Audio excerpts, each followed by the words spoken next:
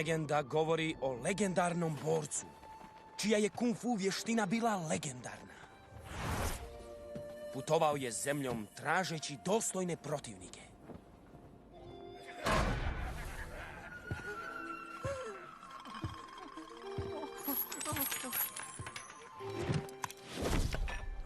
Vidim, rado žvaceš.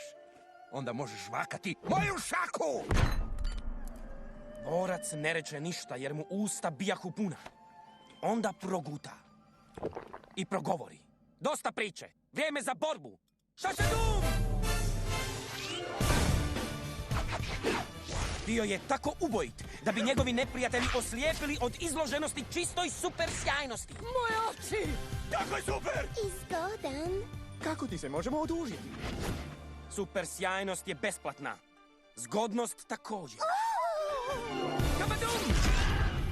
Niti jedan od njegovih brojnih protivnika nije bio ni do koljena njegovoj eksplozivnosti.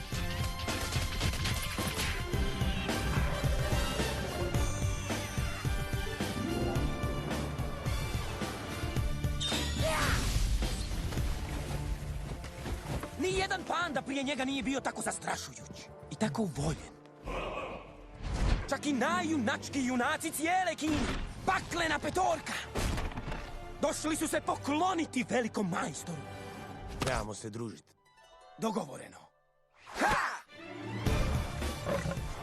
Ali druženje je moralo pričekati, jer kad te čeka 10.000 zloduhova sa zloduhovske planine, važno je samo jedno, a to je... Ustani! Zakasnit ćeš na posao! Što?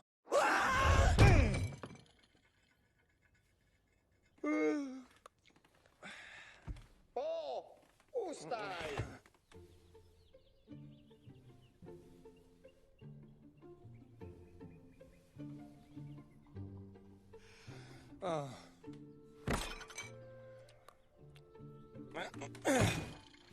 Ej, Po, što radiš tamo gore? Ništa! Ohaja! Majmun, bogomojka, žral, guja, tigrica! Aha.